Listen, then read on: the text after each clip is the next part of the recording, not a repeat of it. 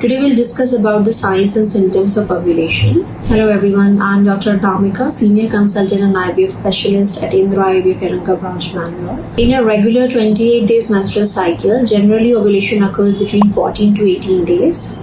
But in irregular cycle, it is difficult to find out when you have ovulated. So what are the important signs and symptoms? First, there will be increased cervical mucus discharge in the genitals. Second, there will be unilateral or one-sided lower abdominal pain. Third, there will be increased temperature of your body, approx 1 degree Fahrenheit. Fourth, there will be increased desire to be with your partner. Fifth, there will be breast tenderness. Sixth, a lot of mood swings will be there with you.